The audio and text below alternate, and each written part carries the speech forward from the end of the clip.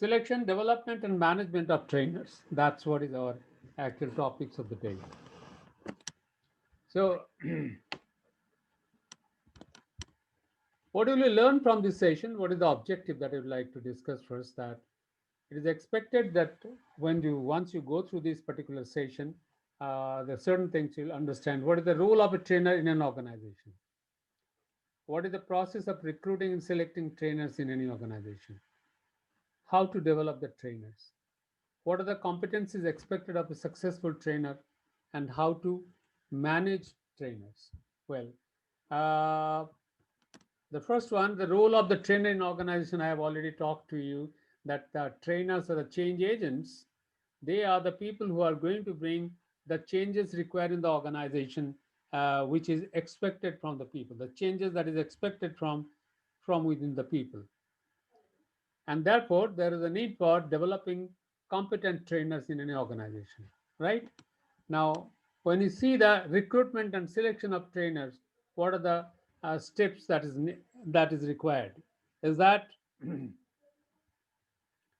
assessing the need for trainers in the organization. Now, assessment of the need for trainers in the organization, it will start from what? It will start from the job analysis, job description, job specification of people, that people are working at different positions, at different tasks, different roles, and where is the gap? That, as I said you earlier, as the organizational gap is there, there are personal gaps of people. So some people are not yet developed.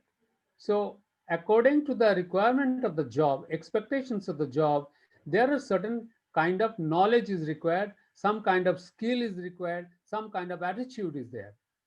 Now, to provide this, we require trainers who can provide such skill, such cases, means such knowledge, such skills, and such developing the attitude of the people.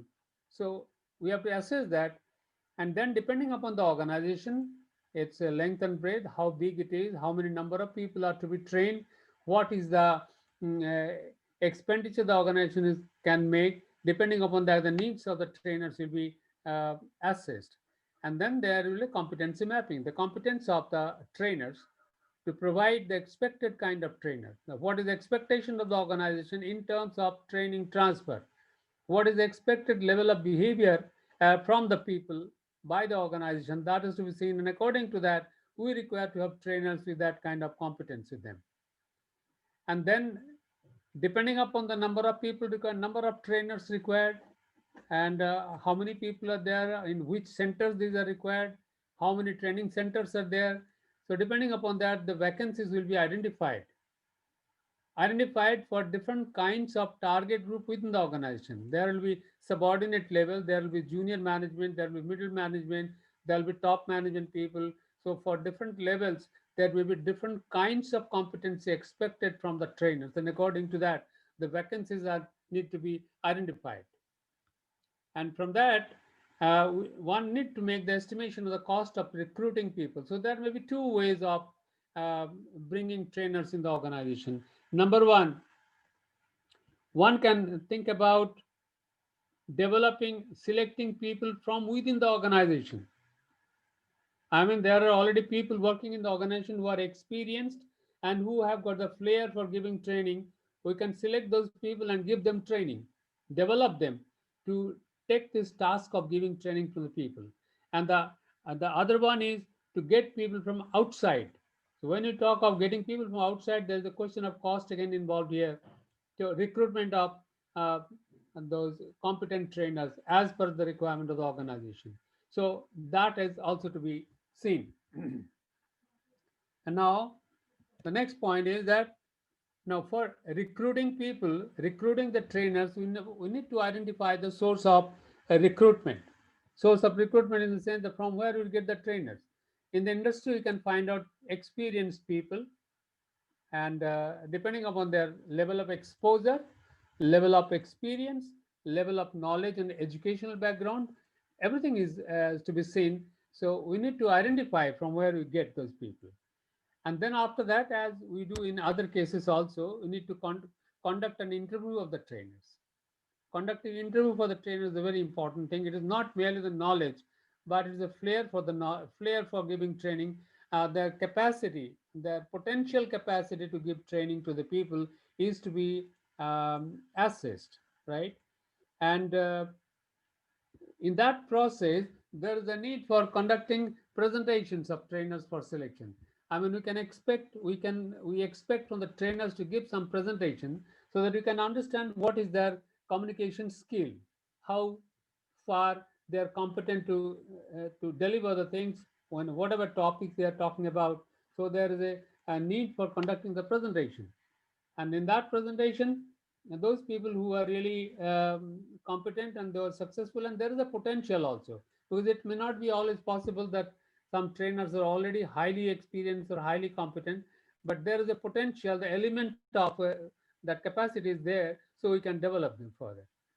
So, and when you, according to that, when you select those people, they are empaneled, and after that empanelment, when you actually recruit those people, there is a need for giving pre-training, because there is one thing, the competence for giving training, the flair for giving training, but then at the same time, every organization has got their typical way of functioning, and there's a particular knowledge which is required as per the organizational expectations, specific expectations of the organization. So we need to give training to those trainers who are from outside. That is mm, uh, one point in case we are recruiting from outside, because are not conversant with the particular culture of the organization, particular knowledge and skills expected in the organization. So they need to be given some pre-training.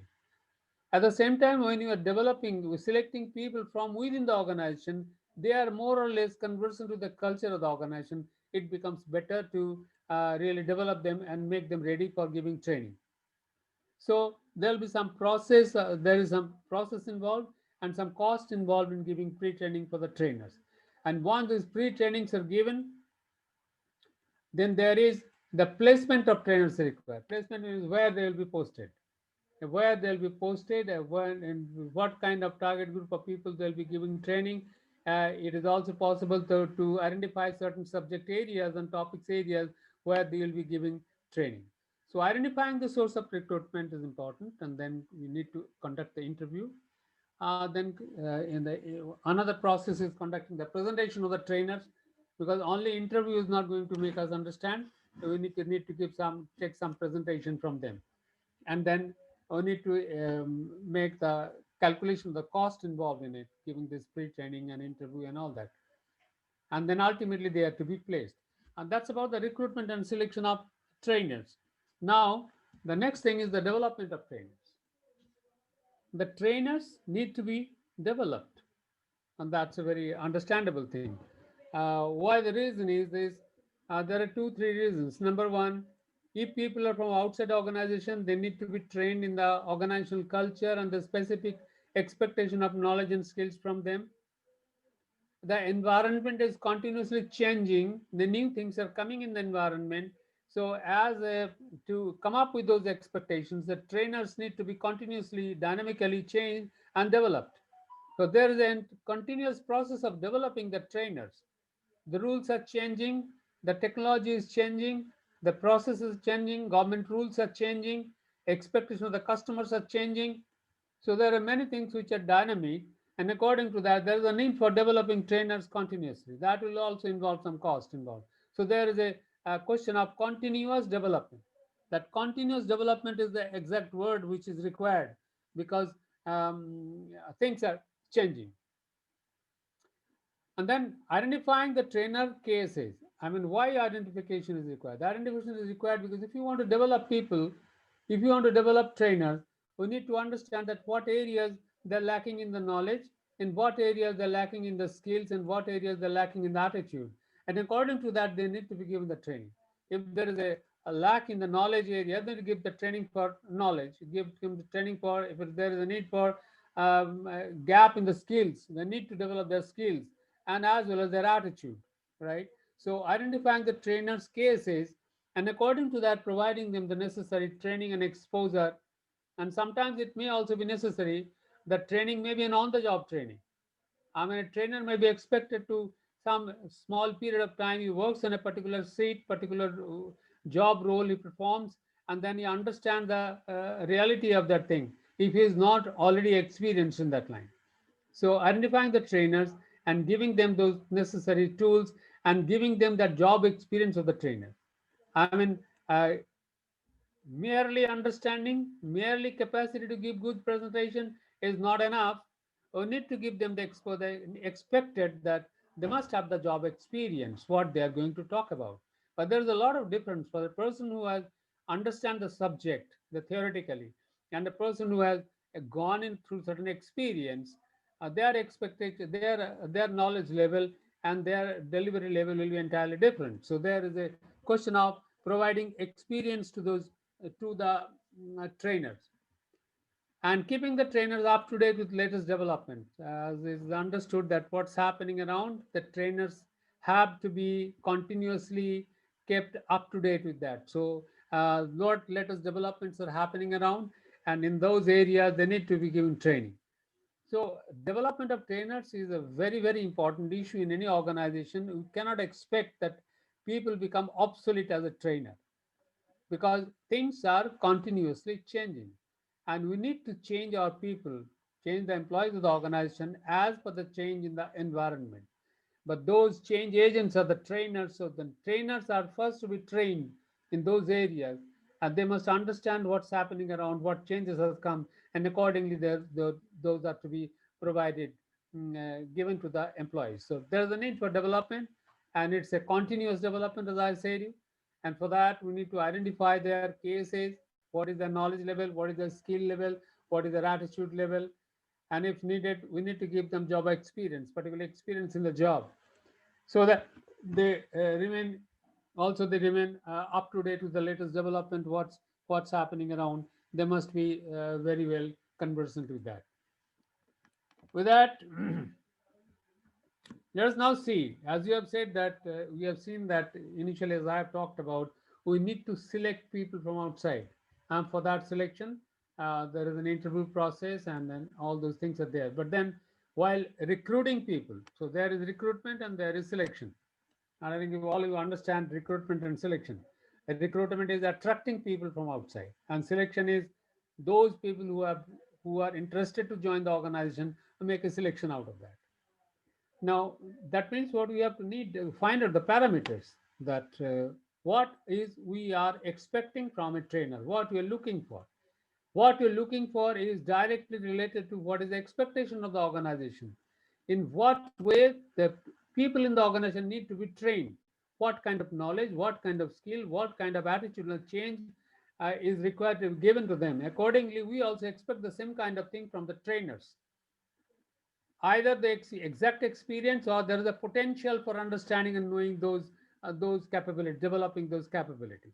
So we need to look for the trainer, and that is what are the certain personal characteristics and traits of the trainers we need to find out, and that will be seeing later on the personal characteristics and traits of trainers. There are certain personal characteristics which are expected and traits which are expected from a trainer.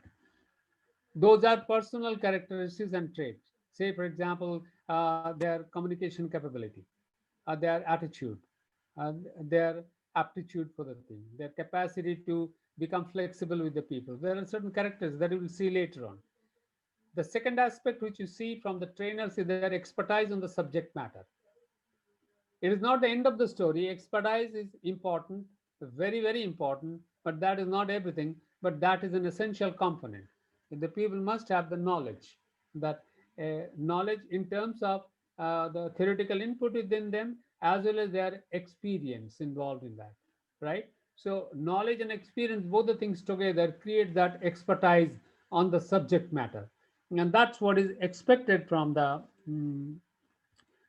from the uh, expected from the potential trainers. Then there is a need for understanding that what is the delivery skills. Somebody may have a very good knowledge, somebody may have very good skill, but it doesn't have the delivery skill. Delivery skill is the only important thing because that is going to transfer the training to the people. But that delivery skill we are looking for in the trainer, that whatever they know exactly, can they deliver those? And that is the purpose of, as I said you earlier in the beginning, there is a presentation is done for the trainer. So if by the presentation we can understand what is that delivery capability, how far they can well deliver, or what is expected to be delivered to the people. And then the next thing is that what is the interpersonal skill of the trainer. Interpersonal skill is a very important issue because how do you behave with people, how do you develop relationship with people, how do you develop a rapport with people in the training program, right? So those are because the people, the trainees will expect from the trainers, and the trainers are the role model. So that expectation, if they want to fulfill, the trainer must have a high order of interpersonal skills in terms of good communication, good behavior, and good rapport with creating with people, uh, creating creating some kind of congenial atmosphere of the people. So there is a lot of interpersonal skills that is required, and we look for those interpersonal skills from a trainer. Well, the attitude of the trainer is something which is very, very important because attitude is ultimately what is the attitude of the trainer that is going to be reflected from the trainees, because the trainer communicate the attitude. I mean, trainer influence people for developing or changing their attitude. So the trainer himself must have that kind of attitude. Say, for example, a trainer who is in the organization and the trainer doesn't have a good attitude towards the organization, what he will convey? He will also convey bad attitude to the people. So a trainer must be highly dynamic. He must have a high attitude, a very positive attitude, and that positive attitude will be reflected in the behavior of the trainees also. So all these things, three things together, the characteristics and traits, this particular skills, the expertise of the subject matter, the delivery skill, how they're delivering it, the interpersonal skills of the trainer, the attitude of the trainer, all these things together will create a real good trainer who can transfer the training to the people, who can convert people to what is expected by the organization. The human resource will be suitable for the organization. It will be ready-made human resource raw material for the organization, right? So we need to look for these things in a trainer. The expectations from the trainer, as I said you earlier, here also again we have talked about the same thing. These five things together, which is very important. Once again, the personal characteristics and traits. Personal characteristics, his behavior, his how he behaves with people, how he communicates with people, what is his temperament, what is his emotional level of emotional intelligence. All these things are his personal characteristics. Their expertise, as I've said you earlier, their knowledge and skill, their knowledge and experience in the subject matter, that will create their expertise. Their delivery skills, how they present the things, how they can create the rapport in the class and make the training transfer to the people so that the necessary, the expected change in the behavior people of the people can take place. And also the interpersonal skills, how how well they can really communicate with people, how they will well they can create the rapport with people, how well they can connect with people, how well they can make the people follow them as a role model. All these things are required. So these are the expectations from a trainer. Now, when you talk of the personal characteristics, as I've said, let us see some of the personal characteristics. We have already talked about personal characteristics is required. So, number one, appearance and action. Not, it is not something which we can ignore. You know, something very, very important. The appearance and action. Appearance doesn't mean that he should be a, um, I mean, he should be a hero like a film. It's not that. It should be neat and clean, and his presentation is I mean, his attire in the class and the way he acts in the class, that should be acceptable. That appearance and action is a personal character. His personal conduct, honesty, honesty in the sense, how do you, I mean, exhibit your honesty in a class. So honesty here is that whatever you talk to the people, whatever you commit to the people, you do that.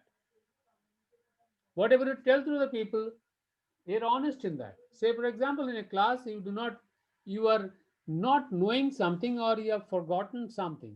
Don't tell a lie. Don't bluff them.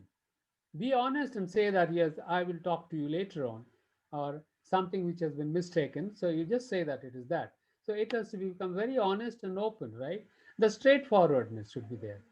A trainer, for that matter, it is not necessary that a trainer must know each and everything. It is not possible for any human being, single human being, to know everything that is expected from him.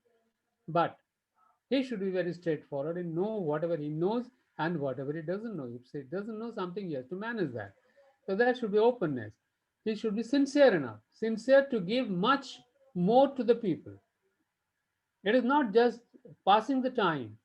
A trainer must be able to sincerely deliver the things and provide things, share the things with people with sincerity. A trainer must have an attitude that here I am to change these people. So, to the best I can, I must provide to them, I must share to them so that these people gets changed. And by changing, they can really contribute to the organizational process, to the organizational development process. So, he should be sincere enough to do that. He should be open to mistakes and feedbacks. As I said you earlier also, he should be open to mistakes. There is a, always possible. There is some mistake is done, something is mistaken by the trainer. Nothing wrong in that. It's quite possible. But he should be open to that.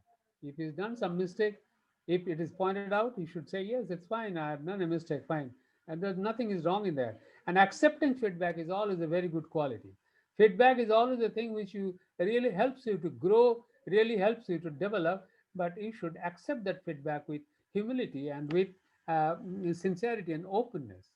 So the more you are that, people will accept you better rather than if you bluff them or you tell something wrong, it become insincere to that. So that is not expected. He should be a trainer, must be helpful to others. As a matter of fact, the people, the trainees are here to develop themselves. And in that process of developing themselves, they are expecting a lot of things from the trainer.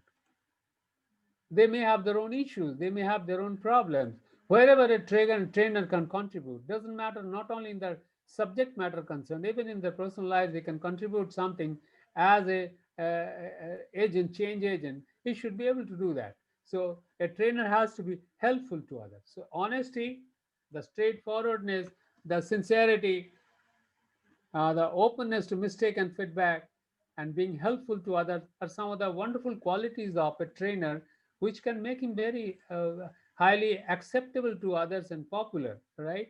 Rather than those people who are snobbish and those who are insincere, those who are cannot accept their mistakes, they're not going to accept their feedback. Those are very wrong qualities of a trainer, highly damaging qualities of a trainer, right? And the third, yes, the capacity to be role model. You have the trainer must have the capacity to be role model. The capacity is possible when they is open, they're straightforward, they accept the feedback, and they, I mean, uh, I mean, whatever they say, they do that, right? So whatever you are expect, whatever you're expressing to the people, you are also practicing that. You have to exhibit that. You have to demonstrate that. So that capacity to be a role model is a big quality of a trainer. Automatically, if you have got those qualities as a trainer, people will accept you, people will follow you, not otherwise. You cannot expect that you don't have any qualities or skills developed within, you don't have that kind of attitude to the people, and people will accept you. No, it is not possible. So over a period of time, a trainer has to be so competent that people will get influenced by them, people accept them, and people accept them as a role model. That capacity is to be developed, which gets developed over a period of time, right? And it differs from man to man. Different people have got different uh, capacities doing that. The next one is the expertise of the subject matter, as we are talking about. Knowledge of the subject domain, that's important. That's very, very important. The knowledge of the subject domain is important. Although merely knowledge is not enough, but knowledge is very, very important, because if you don't have knowledge, you'll be trying to give some bluffing to the people. That's not expected. So knowledge of the subject domain, thorough understanding of the subject. Knowledge and understanding, they go together, but they are not the same thing. You may have good knowledge of something, but you may not have the proper understanding of it. You just retort what you have seen, what you have read. But when you can explain that properly, it means you have got an understanding of the subject. So the knowledge is simply an information, and an understanding is developing the logic out of it, developing the rationale out of it. That's your understanding. That thorough understanding of the subject is required. The practice and experience. And the practice and experience. The practice is very, very important. When you talk of learning process, people learns over a period of time through different steps. Initially, they don't have the understanding. Over a period of time, when they keep on practicing, the understanding of the subject comes to their subconscious mind. So they understand things subconsciously or unconsciously. When there is an unconscious learning, it becomes a second nature, and through those continuous practice, one becomes highly competent in the subject. Say, for example, if you're driving a car, initially you are very, very cautious about, driving the car. You are now in a domain of conscious understanding, the conscious learning.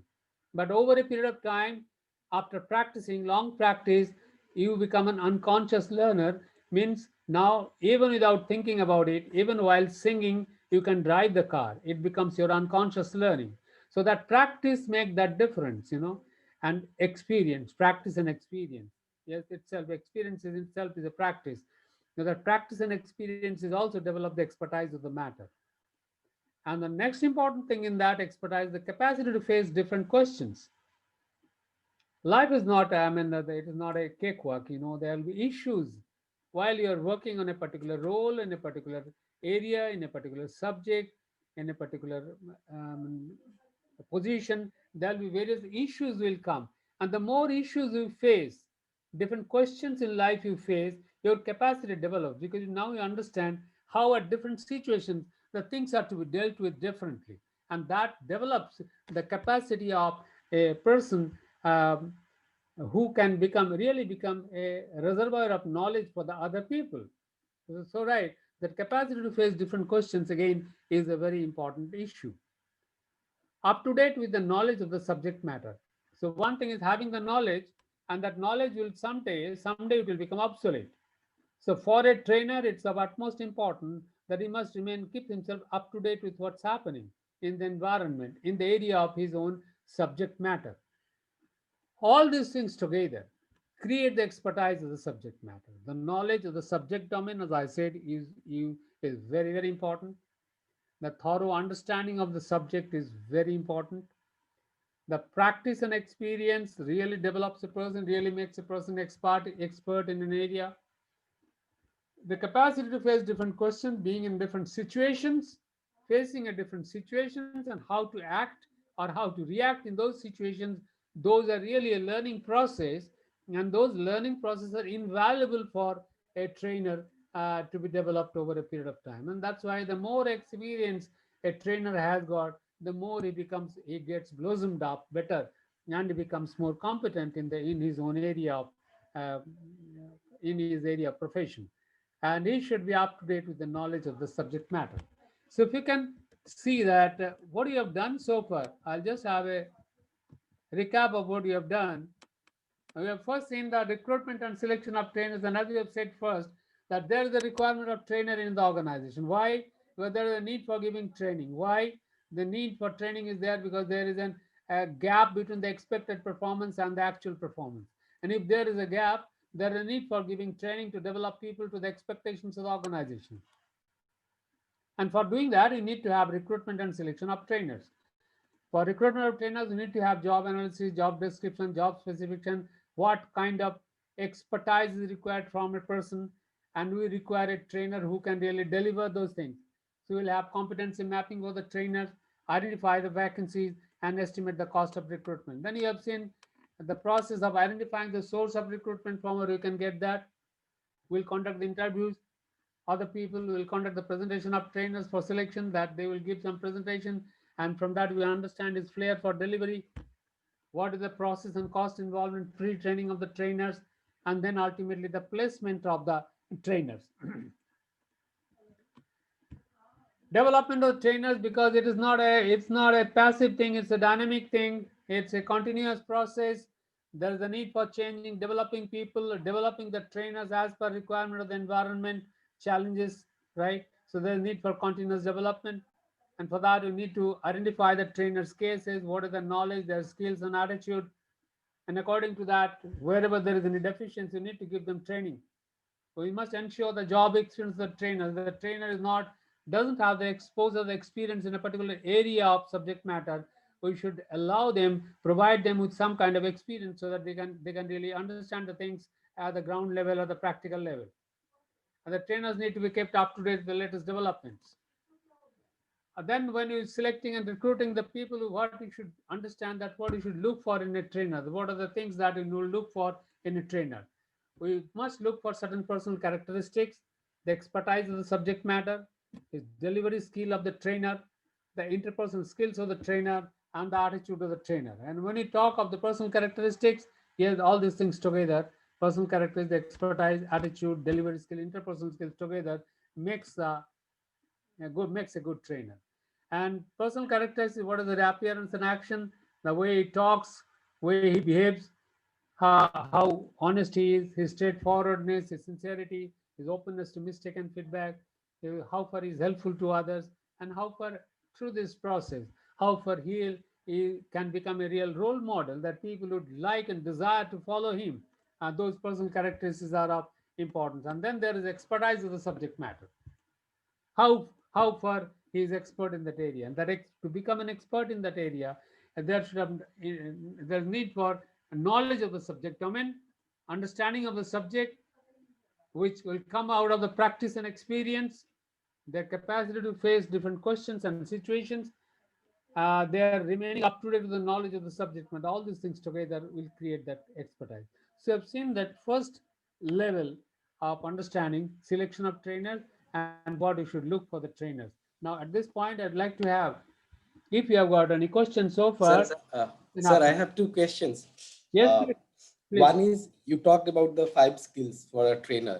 If a person has to be a trainer, organizations or people who are going to select, they are looking for the things. One is attitude, the delivery skills, the expertise of the subject, personal characteristics of the trainer. Yeah. So when other aspects of the trainer remain same, how an organization can prioritize these five aspects of the trainer? Can we Priority. prioritize, like, one is better, I mean, one can have more priority over the other?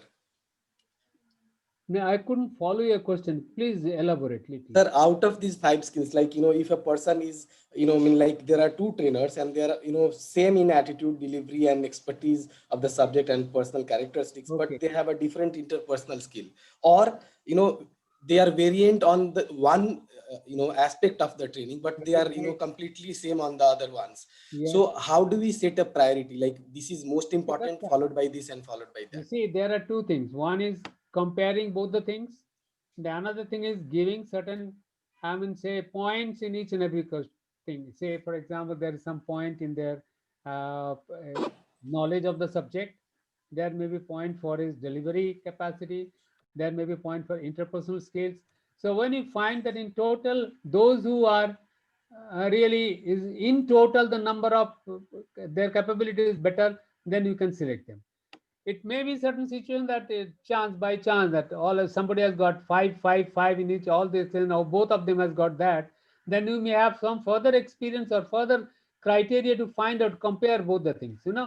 But when you talk of priority, when you talk of priority, what do you think should be a trainer's first priority? Yes, I would say that knowledge of the subject is the first thing that's required. At the same time, the presentation and the delivery of the trainer, these two are the most important things. But then we cannot do without their interpersonal skills, their attitude. Those are also important. So the probability is this, that we have to find out in what area how many marks he's getting, and maybe in total where the people who are having the maximum number of marks or the points, they will be selected. Now, what do you think about it? Come on, come out with me. Sir, one of the research says that, people, learners, they actually learn 55% from visual, 7% from the verbal, and 38% from the vocal. So what we say and how we say are not as that much important as the visual aspect, which includes the other aspects, like, the personal characteristics and the attitude part. Because how you set a rapport with the learners, and how you establish a communication layer with your, learners, that becomes more prominent, while, a transfer of learning has to be, taken care of. Yeah. uh, so taking, I mean, when I ask the question, how we set a priority, I always also want to, put forward one another learning that we had done in our semester one. One was like each trainer has their own training style, each learner has their own learning style, and then there were a lot of matching training methods based on which training method we are going to be using for the trainings. Okay, Specific now, trainers can be given more priority over one or the and other. see, I will just intervene in between. Number one, you are now talking about the learning process. There are different learning styles of people, right? How people learns, that's a different issue. How people learn, that probably we can see at the delivery of the trainer, that how far he is competent in auditory delivery, how far is competent in visual delivery, how far he can create the feelings, right? So that again, here we will be seeing that how far he is competent in providing those styles in his training process, in his delivery process, right? Are you getting my point? Correct, So, correct, sir. so Sir, can I suggest something here? yeah, Be- please. in regard to this question as to what is more important, I mean, like which characteristic of a trainer is more important than the other, will it also not depend upon the organization requirement? It could probably be Correct, that correct, organization Anamika. has because somehow whatever the characteristic is, it would also be related to the organization requirement. If organization wants to deliver a technical program, then probably the knowledge of the subject matter becomes an important quality over the others. If That the organization is planning to develop the attitude of the people, then the attitude of the trainer and the interpersonal skills become the important factor over the other factors. Yeah, that's right. See, what you are talking about now, you are further specifying for a particular topics or a subject, right? Now, here we are talking about in general. But yes, of course, if there is a subject matter in which only skill is required is most important, then probably we'll look for the skills. That is again further subdivision of, I mean, selecting people for a particular job. Maybe we have selected 10 people. Out of that, for a particular skill we may have selected certain people. Yes, of course, there is a need for the skill, but does not mean that if a person have got a skill but he doesn't have the presentation or the delivery, he'll become a good faculty. No, it's not so. You may have a skill, very good skill, very good experience, but you don't have the presentation. That is also not going to work. So at least there will be some level of competence. Sir, when we are talking about training, can we talk about training in silo and not include learning also? Because training and learning goes side by side. The Yes. idea of training is imparting training is to create a learning. Yeah. So I mean, my objective is we cannot take one thing in silo. We have to consider the learning objectives when we are actually talking about a training program or a training Absolutely. So that's interview. what I'm saying. I'm just trying to follow me. That's what I'm saying. When you are taking the interview or the presentation skill, we'll see how far he's competent in his auditory delivery, how far he's competent in his visual delivery, how far he is competent in his creating the feelings with the people. I mean, there should have at least some minimum level of understanding. But somebody may be very good an orator, but he may not be cannot create that very good feeling about people. So there'll be a combination of all these things together we'll be discussing, because that itself will have another parameters. Those cannot be discussed right now here, but those are the things which are required, definitely Right. required, because So, those elements are required. I cannot expect a faculty is very good in auditory, but he cannot create that feelings. Then it is not expected. He should have all those qualities. So yeah. definitely he should be able to provide that particular style for those people who have got a particular style of learning. He should be able to cater to their needs. I agree. We fully agree with that. Right? Right. Yeah. Anything else? Sir, a lot of researchers actually they have researched on the training and learning interventions, Of course, and that they have actually said that the trust created between the learner and the trainer becomes of the course. most important thing while the learning process happens. Definitely it's required.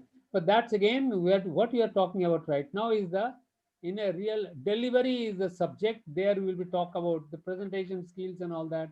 That is Okay, a sir. specific subject. Here we are talking about in general for Correct. selecting the trainer, right? But yes, definitely depending Hello. on the Yes. particular job, Hello. depending on the particular requirement, we may have go more prioritized needs. For example, Right, sir. we want to And conduct a computer training program. We require. Sir, I want to add, trust is the outcome, and these 5 things are inputs basically. Right. So if we are a good presenter, if we know about the subject, if our attitude is good, then outcome will be trust. Yes. So you cannot teach someone to trust me, but you can develop these 5 qualities so that people can trust you, As so I that said, learning process can take as it has place. been said earlier, that you can become a role model. That role model is possible to happen when you have got those personal characteristics, those traits and characteristics you have got. Those Right, sir. trust you cannot decide. I mean, for in the selection process, you cannot understand what is the that trust material. You know, cannot. Sir, when I talked about trust, sorry to use the wrong word, it is like, the teachers who are more, or trainers who are more convincing. I mean, whenever I am a train, Okay, it's okay. And sorry, Arvind. Convincing and trust is some are absolutely different thing. You can Absolutely. convince someone about the wrong issues also, but whereas trust is something inherent. I mean, like you would be able to generate trust when over a period of time you have been able to prove yourself in the field. Yes, what you are saying makes some sense. Convincing is like being logical. Now, Trust is like please being wait. Just a minute, please. Please stop here. He has already said that I have mistakenly I have said trust. He sorry. is not saying that trust, trust and convince. He wanted to say convincing, but he had spoken the word. Okay. yeah, because sir, that's the reason, why we आज बचा actually एक value minute. so much of communication and rapport building I in any training intervention. that is in that is important. Well, I think it's understood. Well understood. Any other question? Sir, just one more issue. Huh. Can you elaborate on the attitude part of the trainers? Yes, of course. Why not? Attitude part of the trainer. A trainer comes within the class. He is dejected. He is negative in his talks. He is negative in his behavior. He looks at the world negatively. He talks derogatory about the organization. He doesn't have any expectation of the organization. And people get a reflection that it is simply there. He's being compelled to do something and he is doing.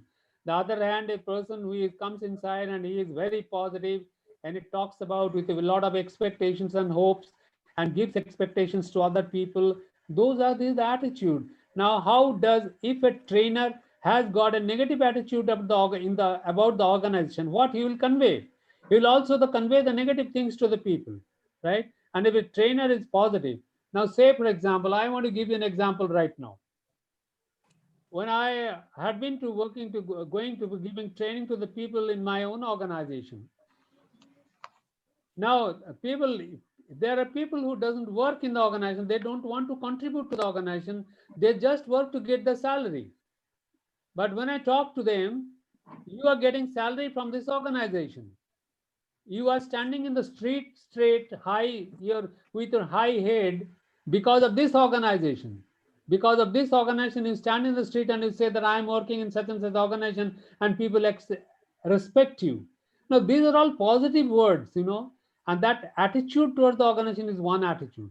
Attitude towards the people, to the trainees.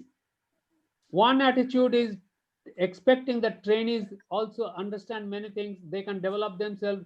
They have got the capacities and potential. The another negative attitude that you don't know anything. You don't have any expectation. You don't have any future. I mean that the way you look at things, that you convey to the other people, the convey to your trainees. So we always expect that a trainer must be positive in his attitude, whether towards the organization, whether towards the trainers, whether towards the nation, whether towards the life. Now, are you getting my point? Okay. Yes, sir. Yeah. Yeah. Excuse me, sir. On the Sir, attitude part only, I have a question. Do you suggest any tools for the interviewer to judge the attitude of the person? Yes, of course. Why not? If I ask you right now, what is your expectation from the organization? Now you will Right. answer something. Right, sir. You may answer that, sir, not much of expectation. I'm just working here. I'm getting the salary. Right. Right. Another thing is my organization is really something which is really I don't feel like working. Right, sir. Suppose, sir, I've got a lot of expectations. Whatever I am today, it is I've got from this organization only.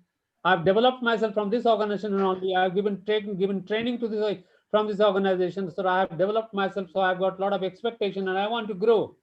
It shows your attitude.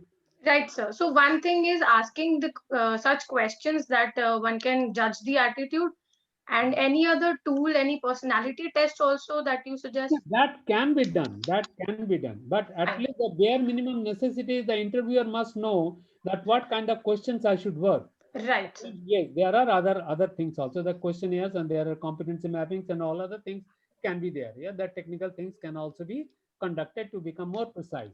To become Fine. Fine, sir. oh, Thank you. Sir, I want to ask a question. please.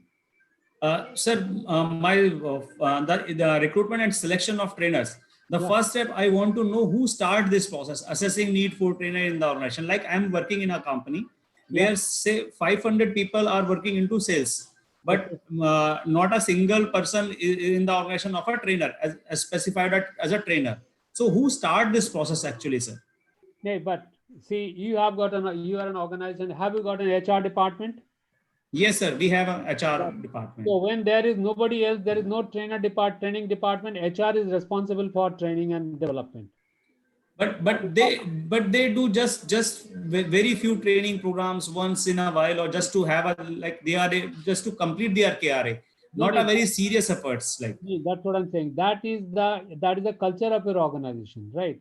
That is the culture of the organization, and that culture of the organization need to be changed. You can also change it, and either the people who are at the top, they must understand the need for that change, need for that providing more training in the organization. That's their policy and their strategy, right? Probably you cannot do anything in that, but as you have asked that who will initiate that, the initiation will be done by the HR department only.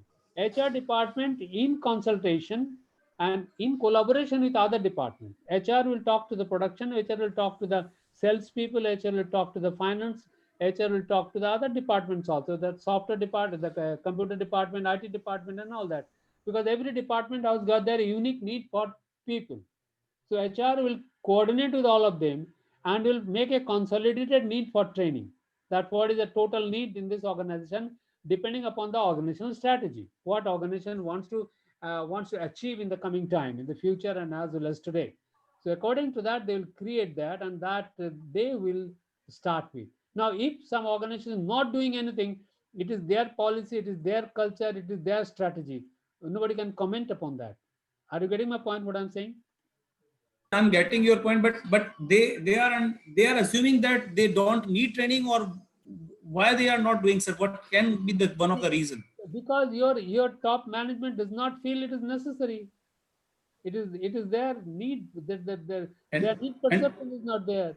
yes, and how can, like, if I want to take initiative, how can I drive that initiative, sir? Yes, you can create, make a statistics, you can make a note, prepare a note that this is what has been achieved by your organization, this was our expectation, and there is a gap. And if you fill that gap, probably there is a need for changing the people's knowledge, their skills, and their attitude. And for making that change, we need to conduct training programs in our organization. Maybe you start with a small way.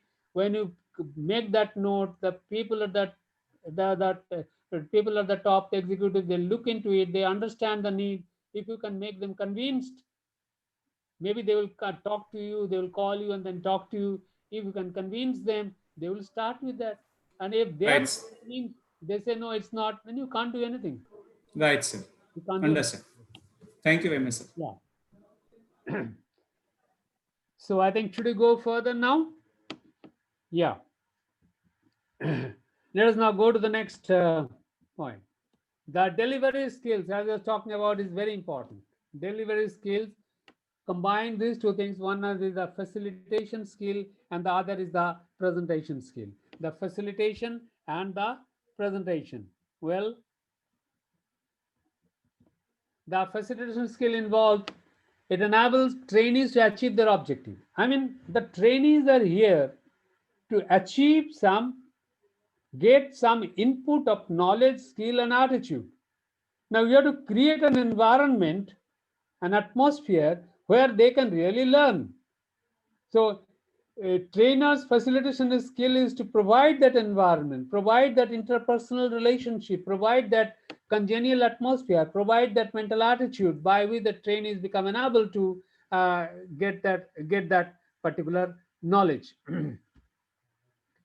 Well, understanding the need of the trainees and delivering those. It is on the depends on the trainer to understand the need of the trainees, because although you have come with a particular topics, but every trainee may have got an entirely different level of understanding. So as a trainer, you must try to first assess that what is the level of these people in terms in terms of their knowledge, in terms of their experience, in terms of their expectation of the from this session, in terms of their understanding of the subject, in terms of their perception about the subject, right? A trainer has to understand that, and then accordingly he has to deliver so that people may come out and people start being part of the whole process of training.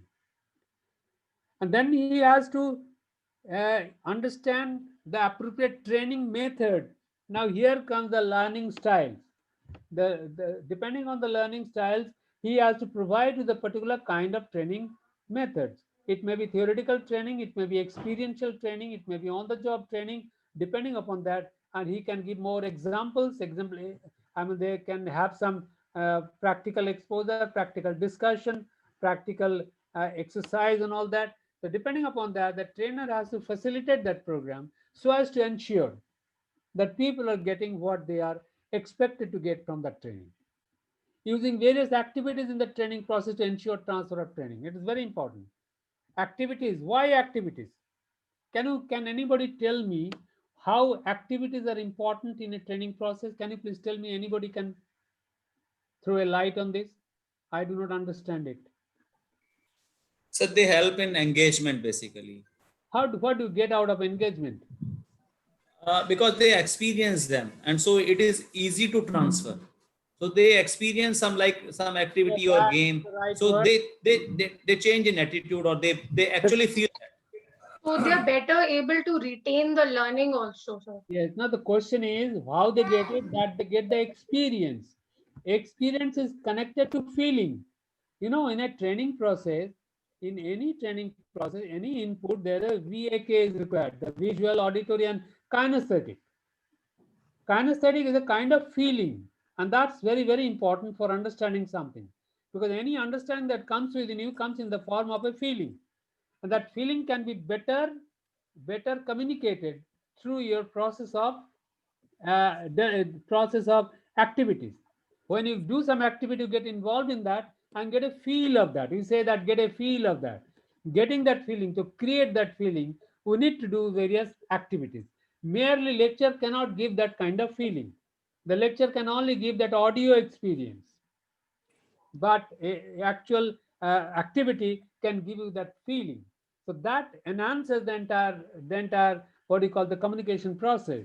That is internal, the transfer of the inputs from one person to the other person, right?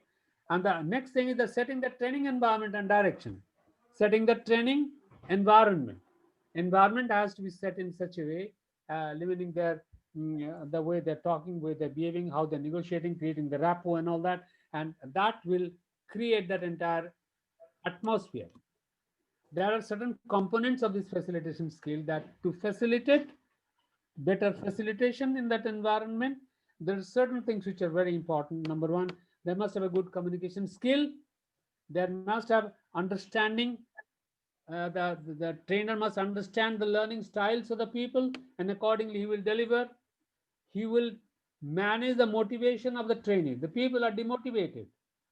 You have to change their attitude and to motivate them, inspire them to learn, or to create that feeling of joy in knowing and understanding a particular subject. That's your training motivation. That has to be aroused. You have to answer the questions being positive, not negatively, not as a compulsory. That there must be joy in even facing the questions. That will be transferred to other people. They should be able to handle the different questions, because it is expected that questions will come from people, and questions should always be welcome, right? Time management, he should be able to manage his time, because he has to understand that whatever I'm doing has to be accomplished within a particular time period, right? Maintain the context and references. The context and reference has to be, I mean, whatever the teaching and talking about, it must be talked from a particular context, from the context of the trainees, from their real life experience. From that context, it has to be said, because the same subject from different contexts will have different meaning, right? Then now let us see the presentation skill.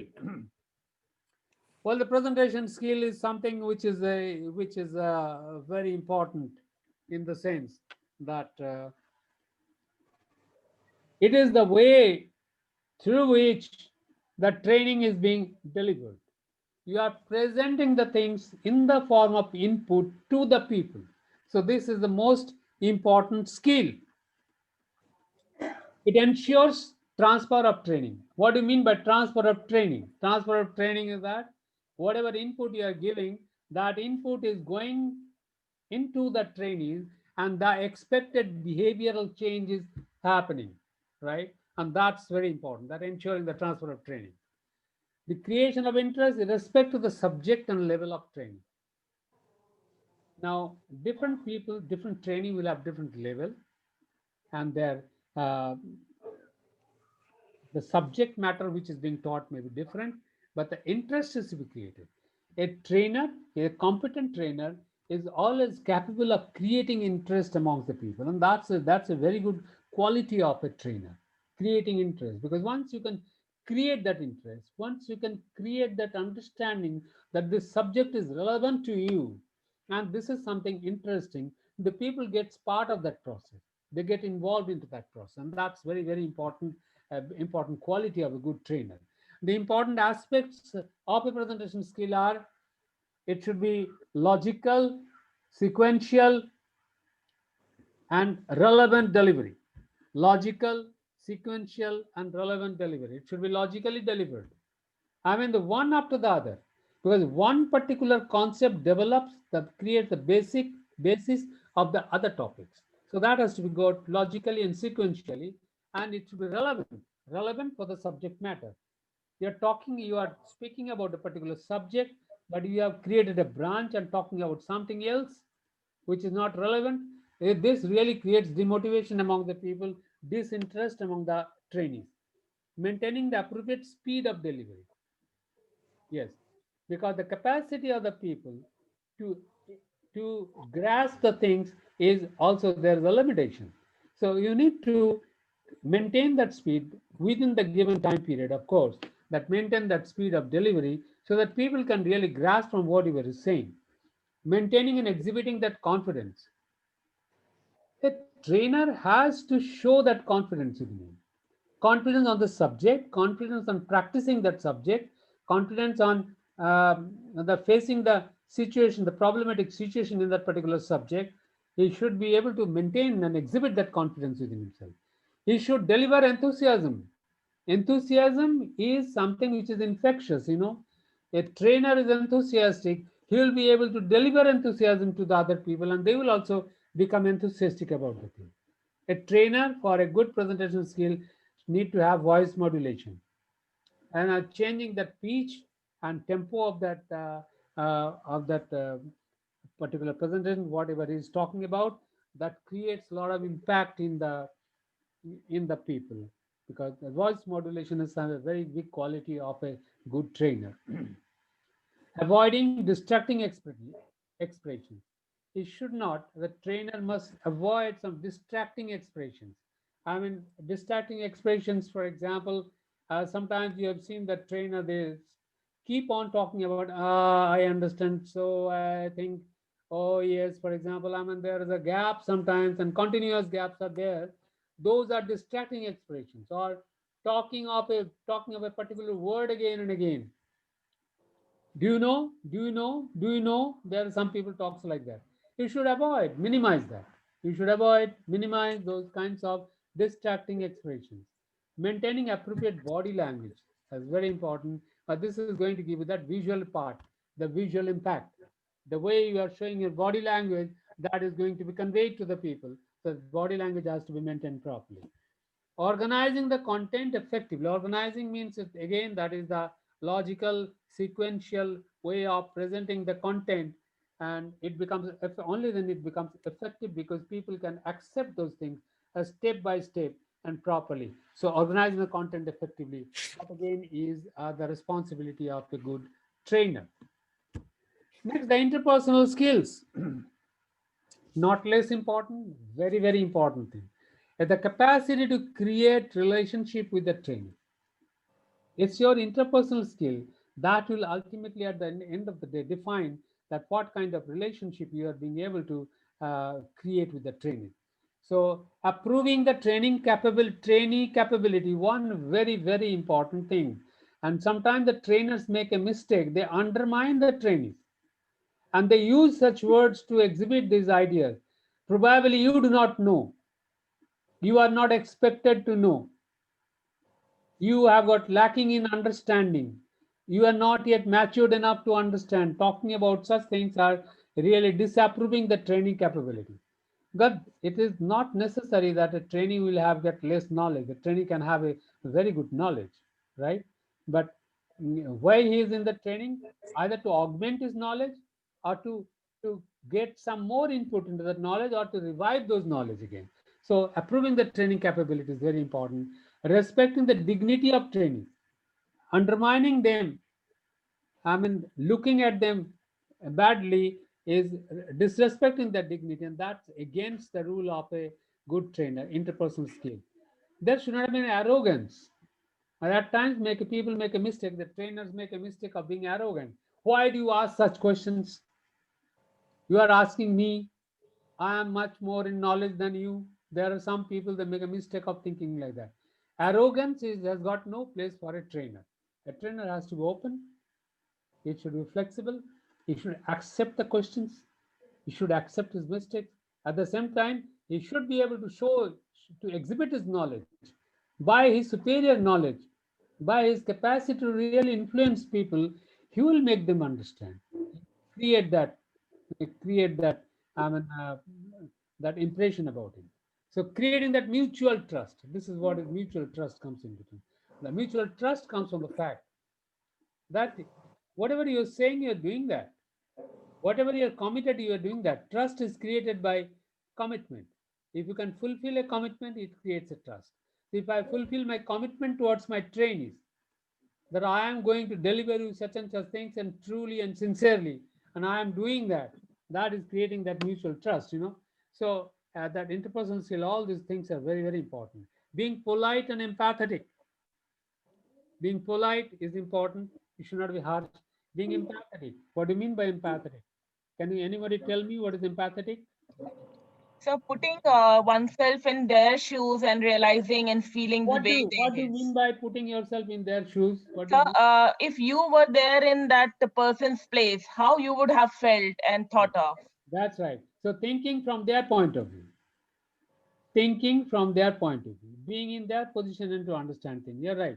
So that means when you go to their position, you can really realize that what is they're lacking in, what they really need to know, and I should deliver accordingly. So being polite and empathetic is very, very important.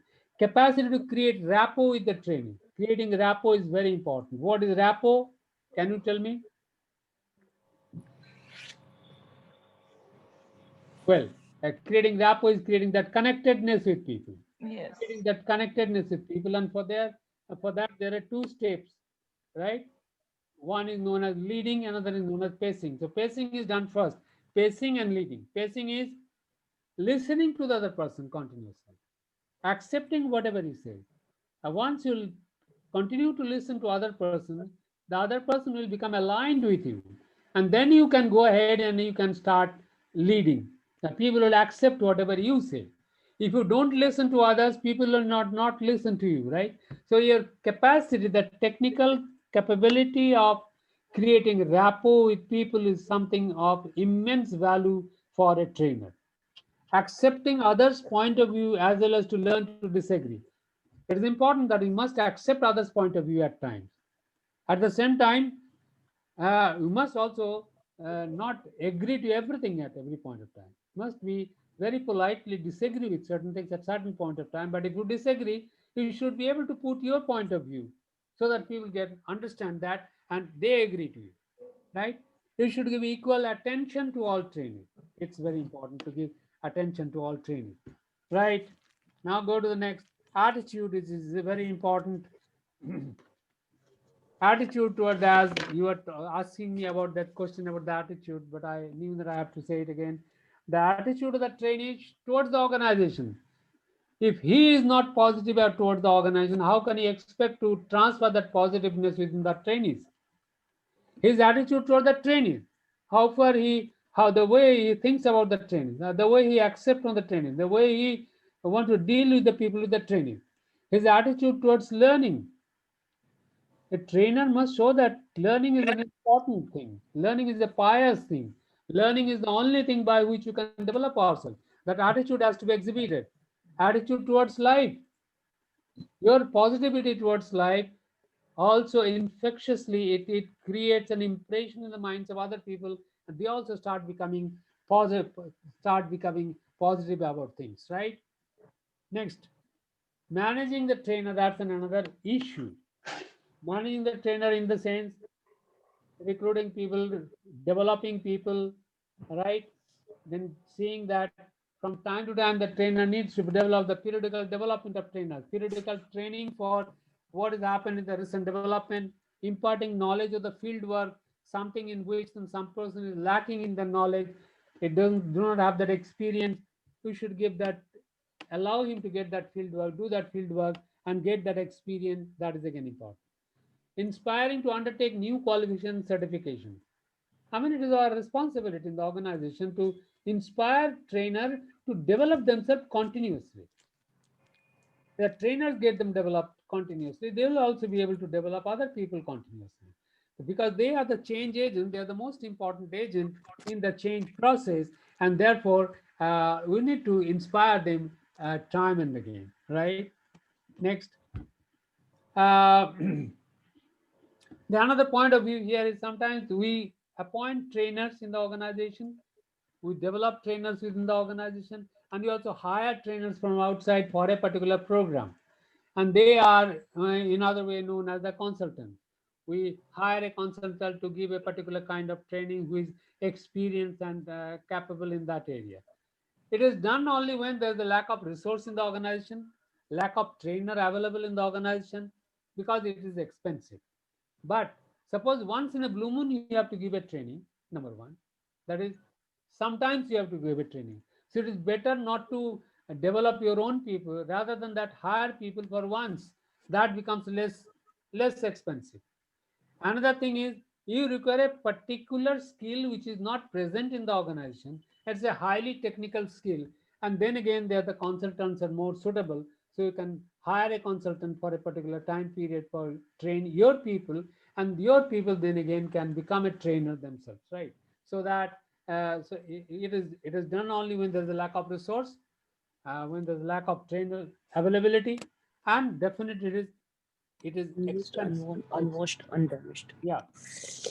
So, and the consultants are also recruited for certain other reasons. Generic programs conducting adapting the needs.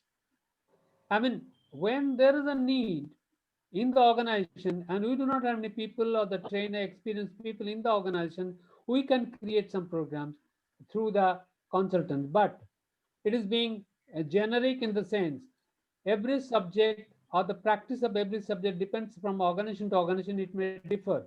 So there will be some generic program. Now those can be customized as per the needs of the particular organization, and then it can be the training can be conducted within the organization when it becomes ready to go. The disadvantage that they are not specific to company, because I said you that if consultants when may come, they may have their own point of view. They may have come from a different culture and from a different work culture. Their perception of the work culture is different from the existing organization. So that may be sometimes it may be it can be there may be some difference. But those are to be supplemented with the in-house training. And at times what happens, the consultants give the training, and some people in the organization gets training from the consultant, and then they develop their own training program as per the needs of the organization. So it can be supplemented with the in-house training to reduce the cost. Because to calling the consultant is sometimes very highly costly, so it can be reduced by supplementing it with the in-house training and some consultant training and some in-house training. What are the decision points to hire a consultant? The number of employees to be trained and how frequently. If there is a frequent training requirement, it is better to develop own trainers within the organization. But if there is sometimes there is a training, it we can call for some consultant because the cost factor is there. Is there need for involving neutral third party? Yes, sometimes the training is to be given because we require some people who are apart from the organization, a different person who have got a who have become totally impartial to the subject. Urgency of the training to be accomplished because there is the urgent need and we don't have any trainer, or there is a lack of trainer in the organization. There are many programs which are to be conducted, so you can hire some consultant to simultaneously deliver training programs at different places. Availability of in-house expertise. I mean, if there is no availability of in-house expertise, then you can call from outside. But if you have got in-house expertise available, then probably it's better to uh, give them the opportunity to give the training in the organization. But in that process, the credibility of the consultant is very, very important. So one should find out and assess the credibility of the consultant by asking for their references from where they have already conducted training, and by following up from those organizations that what is their past experience about hiring this particular consultant. How much the consultant knows about that industry. That's again is to be assessed from the market and from interviewing with them. Review the training objective in consultant training package. The consultant training package may have got something which is not suitable to the particular organization. So those are to be reviewed, that how far this is really going to cater to the needs of this particular organization. If it is not so, and if it is possible to be supplemented, that is to be supplemented. How consultant evaluates the success in training. I mean, what are the parameters by which the consultant evaluate the success? Because success of training is very, very important for the organization. Now, is there anything in the that consultant by which they can really evaluate the success? Because that is going to be beneficial for the organization. Make sure you know the trainer. You know the trainer in the sense you know the capability of the trainer, you know the credibility of the trainer, and the trainer is going to be a real asset to the organization. So far, what you have seen that uh, in the last part, what you have seen is that what you should look for in the trainer, the facilitation skills, the presentation skill, his interpersonal skills, his attitude towards the organization, and then we need to manage the trainers by keeping them continuously developed, giving them the experience in the area of, and inspiring them to get more qualification and certification. Then you have seen there may be at times need for consultant. Why should we appoint the consultant, and what precautions we should take, and what care we should take while selecting a consultant and dealing with a consultant. With that, we come to the end of today's session. If you have got any question, please, you are most welcome to ask me.